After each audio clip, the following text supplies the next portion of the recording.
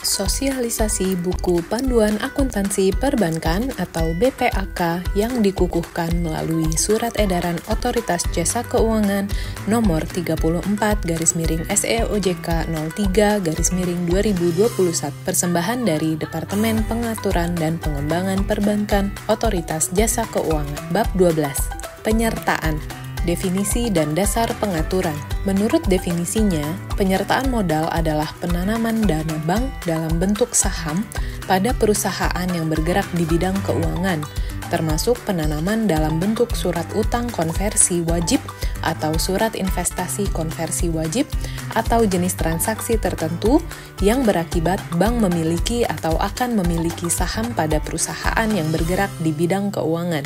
Selanjutnya, ada penanaman modal sementara, yaitu penyertaan modal oleh bank dalam bentuk saham pada perusahaan debitur untuk mengatasi akibat kegagalan kredit atau kegagalan pembiayaan berdasarkan prinsip syariah. Dan yang terakhir, laporan keuangan tersendiri, yaitu laporan keuangan yang disajikan oleh entitas induk dan dapat memilih untuk mencatat investasinya pada biaya perolehan atau menggunakan metode ekuitas.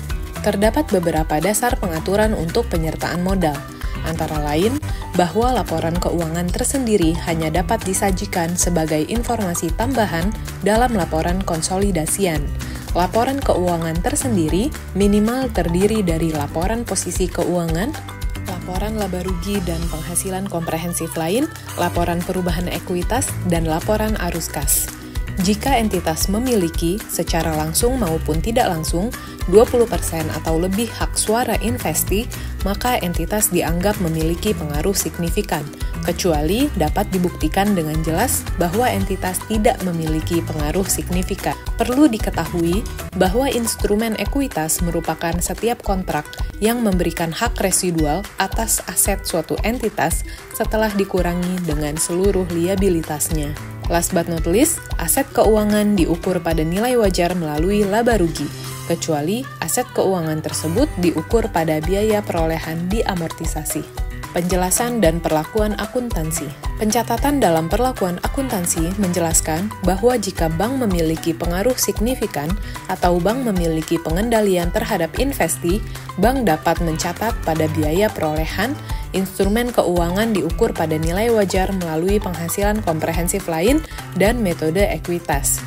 Kemudian, jika penyertaan dan penyertaan modal sementara merupakan instrumen ekuitas dan bank tidak memiliki pengaruh signifikan, maka bank mencatat pada instrumen keuangan diukur pada nilai wajar melalui penghasilan komprehensif lain. Catatan yang penting untuk diketahui yaitu bukti terbaik atas nilai wajar instrumen keuangan pada saat pengakuan awal umumnya adalah harga transaksi.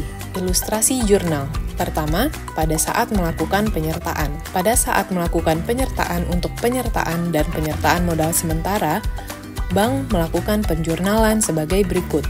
Penyertaan saham di debit dan kas atau rekening bank di kredit.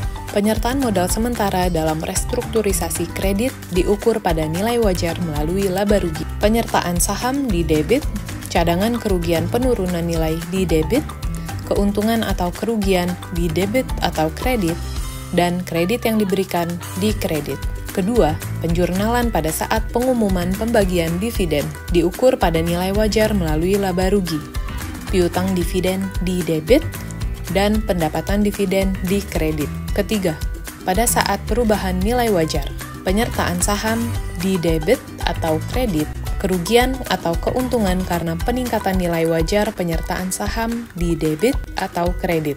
Keempat, pada saat pelepasan penyertaan dan atau penyertaan modal sementara, kas atau rekening bank di debit, kerugian atau keuntungan penjualan penyertaan saham di debit atau kredit, dan penyertaan saham di kredit. Buku panduan akuntansi perbankan dapat kamu unduh di situs web Otoritas Jasa Keuangan atau SIKEPO. Kamu juga dapat mencari dan mendapatkan peraturan terkait perbankan lainnya yang diterbitkan oleh Otoritas Jasa Keuangan di SIKEPO. Terima kasih.